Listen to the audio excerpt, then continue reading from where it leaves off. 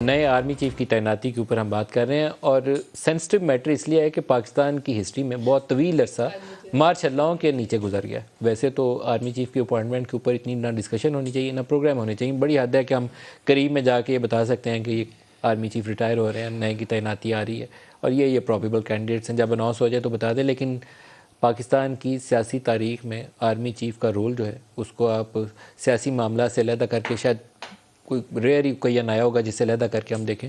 پچھلے بھی جو 4 سال گزرے پاکستان تحریک انصاف کی حکومت میں, ان کا سب سے بڑا جو ٹی وی انٹرویوز کے اندر, تقاریر کے اندر جس چیز کا وہ کریڈٹ لیتے تھے وہ سیم پیج کا کریڈٹ لیتے تھے اور رائٹلی سو. ان کو بہت سپورٹ ملی ہے اسٹیبلشمنٹ سے, انلیس کہ ان کا ڈسپیوٹ شروع ہو جاتا ہے ڈی جی آئی کے معاملے کے اوپر اور پھر وہ سنبھلنے پہ نہیں آتا. ادروائز اس تک تو ان کو مکمل سپورٹ مکمل کلی سپورٹ کہنا چاہیے نا, کلی سپورٹ تھی. وزارت نہیں چلائی جا رہی تو وہ سپورٹ مل رہی تھی, وزیر نہیں مل رہا تو وزیر ڈھونڈ کے دیا جا رہا تھا. تو there are so many issues. میں ایک کیس کی ایگزامپل بھی دے سکتا ہوں لیکن اتنی ڈیٹیل میں جانا نہیں چاہتا. تو اب وہ معاملہ ہے کہ ہمیں فوج نے ایک خود سے بولا ہوا ہے, نعرہ لگایا ہوا ہے کہ وہ نیوٹرل رہیں گے. بہت زیادہ لوگوں کو, میرے سمیت میں بھی ان میں شامل ہوں, کہ بہت زیادہ یقین نہیں ہے کہ کتنا نیوٹرل رہیں گے اور کتنے فاصلے پہ رہیں گے. لیکن بگننگ کے لیے نئے آرمی چیف کی تعیناتی پہلا قدم ہوگا. ابھی نہیں ہے مکمل نیوٹرالٹی, لیکن وہ شاید سٹارٹ نقطہ آغاز ہوگا.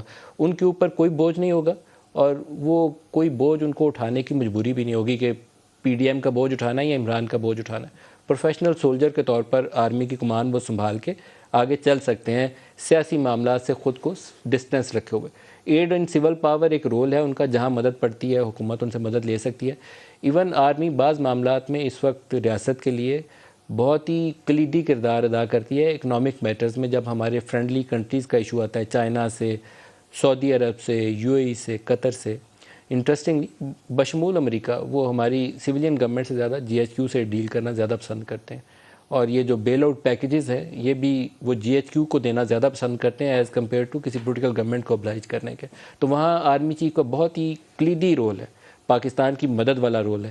لیکن ہم پھر بھی یہ خواہش ضرور رکھتے ہیں کہ وہ سیاست میں اتنا زیادہ آگے نہ آ جائیں کہ جہاں پولیٹیکل کرائسس کے دوران میں پھر کوئی وزیر اعظم جس کی حکومت گرے وہ میر جعفر, میر صادق اور اس طرح کے القابات شروع کر دے, کیونکہ یہ اس ادارے کو ملائن کرنا پاکستان کے مفاد میں نہیں ہے. جس طرح فوج کا ٹیک اوور کرنا پاکستان کا مفاد نہیں ہے, پاکستان کو کمزور کرنے والی بات ہے. پاکستان ٹوٹ گیا, 2 لخت ہو گیا, تو ہمیں اس سے آگے چلنا ہے اور اس کے لیے ضروری ہے کہ فوج کی عزت کریں اور کوشش کریں کہ وہ سیاست سے اس کا ایک مناسب فاصلہ جو رہنا چاہیے وہ مناسب فاصلہ رہے.